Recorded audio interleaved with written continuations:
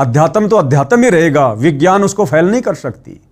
ये विज्ञान फैल हो जाएगी अंत में अध्यात्म के आगे, क्योंकि आने वाले समय में इंसान के जो कर्म बिगड़ चुके हैं सत भक्ति ना करने के चलते, जन्म जन्मांतरों की भक्ति खर्च हो चुकी है और अब पाप कर्म उजागर होंगे। पाप कर्म से दुख होता है, परेशानी आएंगी, बीमारियां पड़ेंगी। उस समय आपकी विज्ञान भी फैल हो जाएगी। ऐसे ऐसे चमत्कार धरती पर उस समय उन लोगों के साथ होंगे जो सतगुरु रामपाल जी की शरण में होंगे।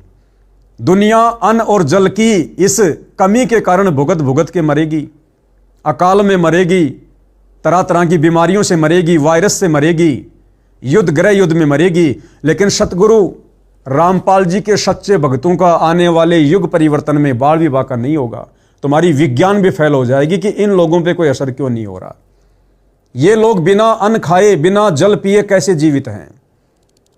क्योंकि परमात्मा रखता है अपने भक्तों को, क्योंकि आज परमात्मा धरती पर प्रकट है। तो आदित्य वेश जी से मैं तो यही विनती करूंगा, यही निवेदन करूंगा कि आदित्य वेश जी, समाज ने कभी किसी को कुछ भी नहीं दिया और ना समाज देने की औकात रखता। समाज तो खुद समय समय पर भगवान के आगे हाथ फैलाता है, दुनिया के आगे हाथ फैलाता है। समाज हमेशा अपने स्वार्थों में लिप्त होता है। तो आप ये सोचकर कि भाई मैं महर्षि दयानंद जी के विचारों पर अग्रसर हूं, आर्य समाज का मुख्य व्यक्ति बनूंगा, आने वाले समय में लोग मुझे जानेंगे, पहचानेंगे, मेरी वाहवाही होगी, तो ऐसा कुछ भी नहीं है। 2028 के बाद तमाम प्रकार के आचार्यों के, साधु संत महात्माओं के, पीर पैगंबरों के जो भी मनमुखी विचार हैं ये सब मिटने वाले हैं, सबकी महिमा समाप्त होने वाली है। जिस प्रकार जब दिन में सूर्य उदय होता है तो चांद और सितारे सब छुप जाते हैं, रात्रि के समय में तो चांद और सितारे चमचमाते रहते हैं, लेकिन जैसे सुबह सूर्य उदय होता है उनकी रोशनी फीकी पड़ जाती है। तो अब अध्यात्म का सूरज उदय हो चुका है। कबीर परमात्मा सतगुरु रामपाल जी 8 सितंबर 1951 से धरती पर प्रकट हैं। सन 1994 से अपने भक्ति मार्ग को चला रहे हैं। धीरे धीरे भक्ति मार्ग परवान चढ़ रहा है। जैसा परमेश्वर ने करना था वैसा हो रहा है और युग परिवर्तन 2028 निर्धारित है। उसके बाद ये जितने भी चांद और सितारे हैं जो अभी तक अपनी महिमा बना के बैठे हैं, आचार्य, शंकराचार्य, अवतार, पीर, पैगंबर, ये देवी देवता, ब्रह्मा विष्णु महेश, दुनिया इन्हीं को सुप्रीम भगवान मान के पूज रही थी। सतगुरु रामपाल जी ने 1994 से वर्तमान तक अपना आध्यात्मिक ज्ञान देकर दुनिया को शास्त्रों में छुपी हुई सच्चाई से परिचित करवाकर कि कौन ब्रह्मा का पिता है, कौन विष्णु की माँ, शंकर का दादा कौन है, पंडित जी हमको दे बता, दुर्गा का पति कौन है, ब्रह्मा विष्णु महेश के माता पिता कौन हैं, ब्रह्मा विष्णु महेश की जन्म और मृत्यु होती है, सत भक्ति क्या है, वेदों का ज्ञान आज से पहले किसी को क्यों नहीं था। ये सारी बातें जनमानस के सामने रख दी हैं। उनका ज्ञान धीरे धीरे नीचे जड़ पकड़ चुका है और आने वाले युग परिवर्तन के समय जो आपत्तियां आएंगी उन आपत्तियों में देश और दुनिया खुद भी देख लेगी कि हम जिनको भगवान मान के बैठे थे, जिन मंदिरों में, मस्जिदों में, चर्चों में, गुरुद्वारों में जाते थे भक्ति के लिए, अपने बचाव के लिए, हमने गुरु बना रखे, आचार्य बना रखे हैं, दान धर्म कर रहे हैं, आज कोई भी हमारे काम नहीं आ रहा, कोई हमारे जीवन की रक्षा करने में सामर्थ्यवान नहीं है। 2020 में कोरोना के समय में देश और दुनिया ने देख भी लिया, कोरोना के समय कोई भगवान उतर के नहीं आया, ना हिंदुओं का कोई देवी देवता आया, ना मुसलमानों का अल्लाह मौला आया, ना कोई पैगंबर आया, ना ब्रह्मा विष्णु महेश आए, ना वाही गुरु आया, ना ईसाइयों का ईसा मसीह आया और सब ने भोगना पड़ा। कितनी परेशानी लोगों ने कोरोना काल के समय उठाई। अगर ये भगवान सामर्थ्यवान होते तो धरती पर आते, अपने भक्तों को बचाते। उल्टा जो पुजारी थे उन्होंने मंदिरों पर ताले लगा दिए, उन पत्थर की मूर्तियों के चेहरे पर मास्क लगा दिए। इंसान जाए तो कहाँ जाए? अरे आपत्ति आने पर इंसान भगवान के शरण में जाता है और भगवान के मंदिरों के ताले लगा दिए गए, तो बताओ फिर भगवान कौन से दिन काम आएंगे? तो कोरोना तो केवल एक ट्रेलर था जिसने पूरे विश्व की सांसें थाम दी थी। क्या आपने आज से पहले कभी सुना कि पूरा विश्व कभी रुका हो, थमा हो एक सेकंड के लिए भी? लेकिन कोरोना काल में परमात्मा ने दुनिया को एक झटका दिया, एक ट्रेलर दिखाया, सुधर जाओ, संभल जाओ। पूरा विश्व 3 महीने के लिए थम गया। अविश्वसनीय कार्य, एक छोटे से कोरोना वायरस के कारण। तो कोरोना तो केवल ट्रेलर था। आने वाले समय में 2028 के आसपास पूरी की पूरी फिल्म आनी है। सोचिए उस समय क्या होगा। ये दुनिया लित्र मारेगी, दुनिया जूत मारेगी कि हमने तुम लोगों को गुरु बना रखा था। ये मंदिर फोड़ेगी दुनिया, मस्जिद फोड़ेगी, चर्च फोड़ेगी, गुरुद्वारे फोड़ेगी। क्या काम आए हमारे? जा जाके हमने मत्था टेका, भंडारे किए, चंदा दिया, पूजा अर्चना की, दूध चढ़ाया, जल चढ़ाया। हमारे क्या काम आए आज तुम? क्यों हमारा बचाव नहीं कर रहे? हमारी दान दक्षिणा खा गए, हमारी पूजा खा गए, और अब तुम हाथ दिखा रहे हो। आज तुम हमारी रक्षा क्यों नहीं कर रहे? ये नकली गुरु, आचार्य, शंकराचार्य, किसी भी धर्म के, दुनिया इनको जूतों से मारेगी, दौड़ा दौड़ा के पीटेगी। इनको भागना पड़ेगा अंत में, क्योंकि ये सामर्थ्यवान नहीं है, इनको भगवान का रहम प्राप्त नहीं है, ये परमात्मा की ओर से अधिकारी गुरु नहीं है, ये स्वयं जीव हैं, ये अपना आत्म कल्याण नहीं करवा सकते, दूसरों का कैसे करेंगे? तो आदित्य वेश जी, ये जो संदेशा है ये परमपिता परमेश्वर कबीर देव सतगुरु रामपाल जी की तरफ से, क्योंकि आप उनकी विशेष आत्मा हैं, परमात्मा ने दास को प्रेरणा की कि ये संदेशा मैं आपको दे दूं। आपके माध्यम से तमाम आचार्य, शंकराचार्य, धर्मगुरु भी इस संदेशे को अपने ऊपर ले, और आने वाले बहुत ही कम समय में, मुट्ठी भर समय भी नहीं बचा है, मुट्ठी में पाँच उंगलियां हैं, एक अंगूठा 4 उंगलियां, यानी हमारे पास में 5 वर्ष का समय भी नहीं है। 2026 शुरू हो चुका है, 2028 युग परिवर्तन का निर्धारित समय है। उसके बाद दुनिया के जूत खाने से, लित्र खाने से, गालियां खाने से अच्छा है, बेहतर है कि समय रहते आप सभी जितने भी मानव शरीरधारी व्यक्ति हैं, इंसान हैं, माता बहनें हैं, जो आज आध्यात्मिक क्षेत्र में मार्गदर्शक बने हुए हैं, जो आप अधिकारी नहीं हैं, गुरु, संत, आचार्य, स्वामी की पोस्ट पे हैं, आप लोग अधिकारी नहीं हैं। सूरज उदय हो चुका है, अब आप लोगों की महिमा धीरे धीरे फीकी होने वाली है, और ये फीकी तब होगी जब देश और दुनिया पर संकट आएगा।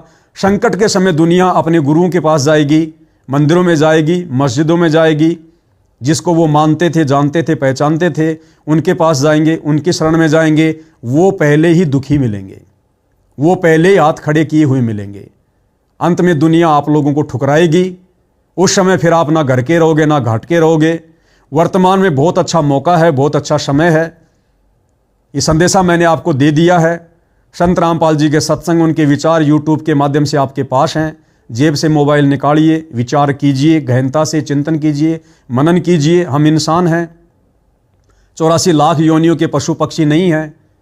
एक मनुष्य योनि है जो विचार कर सकती है, चिंतन मनन कर सकती है, एक दूसरे को सलाह दे सकती है, सलाह ले सकती है।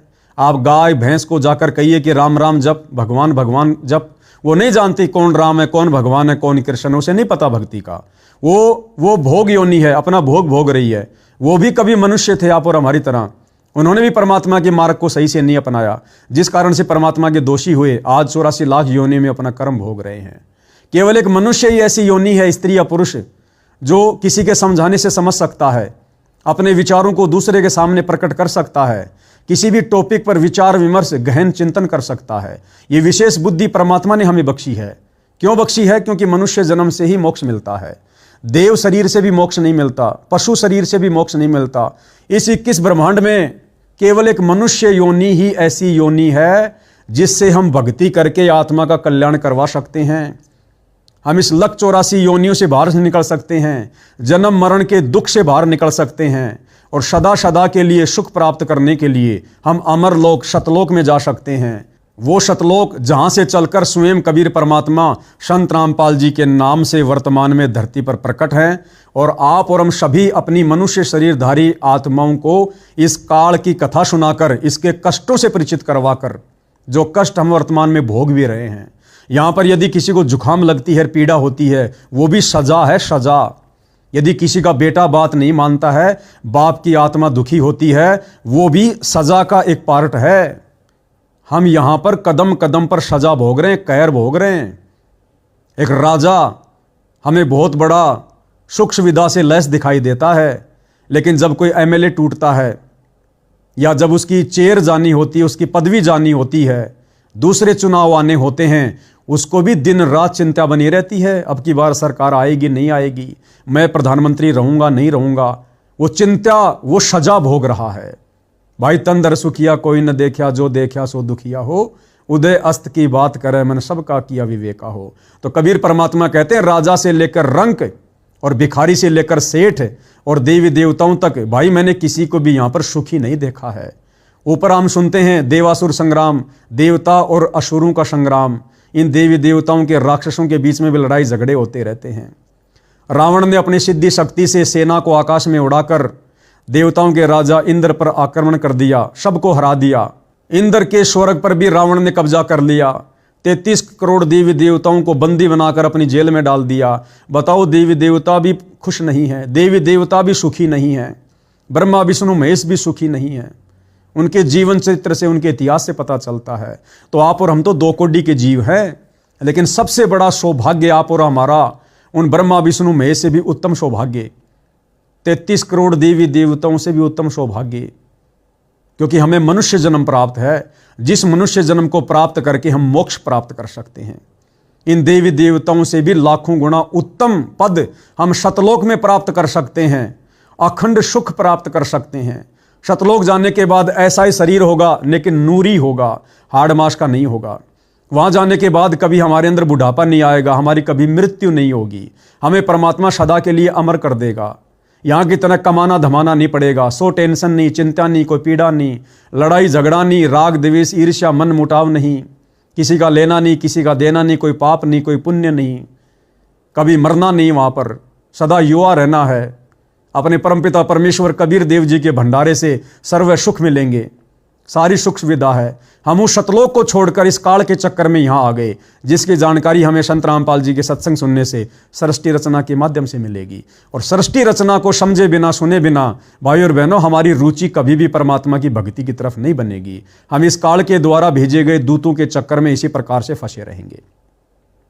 तो आदरणीय आदित्य वेश जी से मेरी हाथ जोड़कर पुनः विनती है, निवेदन है, ये वीडियो बनाने का मकसद मेरा केवल आप जी को सत भक्ति से परिचित करवाना था, संत रामपाल जी के सामर्थ्य से परिचित करवाना था। आप दूर बैठकर लोगों के कहने से संत रामपाल जी में दोष ना देखिएगा। आप संत की निंदा के भागी हो रहे हैं, आगे चलकर ये पाप आपको बहुत भारी पड़ जाएंगे, क्योंकि परमात्मा का विधान है, जो जैसा कर्म करता है उसका फल भोगना पड़ता है। आप उनकी शरण में आइए, आपको पता चलेगा फिर कि हाँ, परमात्मा क्या है, परमात्मा क्या कर सकता है। तो आज का ये मेरा संदेशा स्पेशल आदरणीय आदित्य वेश जी को समर्पित था। और यदि इस संदेशे को देने में यदि किसी भी प्रकार से आर्य समाज के किसी व्यक्ति को, किसी आचार्य को या आदित्य वेश जी को या अन्य धर्म पंथ से जुड़े हुए किसी भी व्यक्ति को, भाई बहनों को, अगर किसी भी प्रकार से गलत महसूस हुआ, हालांकि मैंने अपनी तरफ से कोई गलत शब्द का प्रयोग नहीं किया है, सारी बातें मैंने शास्त्र सम्मत की हैं, फिर भी यदि किसी को चोट लगी हो तो मैं अपने उन शब्दों के लिए सहर्ष उनसे कान पकड़ के माफ़ी मांगता हूँ, क्योंकि संत मार्ग मान बढ़ाई का नहीं होता है। मुझे पता है मैं पवनदास भले ही परम संत सतगुरु रामपाल जी परमेश्वर जी का भगत हूँ, उस परम शक्ति की शरण में हूँ, लेकिन हूँ दो कोटि का जीव, कीड़े का कीड़ा। यदि मैंने आजीवन मर्यादा में रहकर उनकी भक्ति करके अपना मोक्ष नहीं करवाया, तो अगला जन्म मेरा भी गधे कुत्ते की योनि में, लक्ष्य 84 में, तो मुझ पवनदास की भी, और आप तमाम मानव शरीरधारी स्त्री पुरुषों की। और हमें ये जो मनुष्य जन्म मिला है, इस मनुष्य जन्म की इसी में सार्थकता है कि हम मनुष्य रूप में आए हुए आम संत जैसे दिखाई देने वाले परम संत सतगुरु रामपाल जी के सत्संगों को धीरे धीरे सुनना शुरू करें। यूट्यूब पर उनके सत्संग सुने, धीरे धीरे उनके विचारों से अवगत हों। यदि हमारी सोच सही होगी, हमारी नीयत सही होगी, तो परमपिता परमात्मा अंतर्यामी है, जानी जान है, अवश्य हमें सहयोग देंगे, हमें सद्बुद्धि प्रदान करेंगे और हम उनके प्रवचनों को समझेंगे।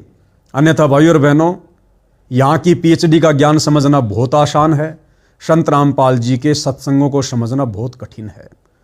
संत रामपाल जी की वाणियाँ, इनके सत्संग, आदरणीय गरीबदास जी की वाणियाँ, कबीर सागर की वाणियाँ, जो कि 5वां वेद है, सूक्ष्म वेद है, चारों वेदों के श्लोकों को समझना बहुत आसान है, परंतु परम संतों की वाणियों को, उनके सत्संगों में किए गए संकेतों को समझना बहुत कठिन काम है। ये उनके आशीर्वाद के बिना संभव नहीं हो सकता है। तो मैं सभी से विनती करूंगा, प्रार्थना करूंगा, इस 4 दिन की झूठी विद्वता के चक्कर में पड़कर, झूठी महिमा के चक्कर में पड़कर जो महिमा फिर हमारे गले की फांस बनेगी, लक 84 योनियों में डालेगी। इन सभी शास्त्र विरुद्ध इन मतों से बाहर निकलकर थोड़ा सा संत रामपाल जी के सत्संग सुनना शुरू करें, विचार करें। धीरे धीरे जब भी आपको समय मिले, 10 मिनट, 15 मिनट, आधा घंटा, ऐसे समय बढ़ेगा, आप जी अवश्य उनसे परिचित होंगे। और मेरा विश्वास है कि यदि आपने ऐसा किया निष्पक्ष भाव से, अध्यात्म को समझने की दृष्टि से, आपको सामान्य से संत दिखाई जो दे रहे हैं वर्तमान में संत रामपाल जी, आपको साक्षात परमेश्वर दिखाई देंगे, परमपिता परमेश्वर दिखाई देंगे।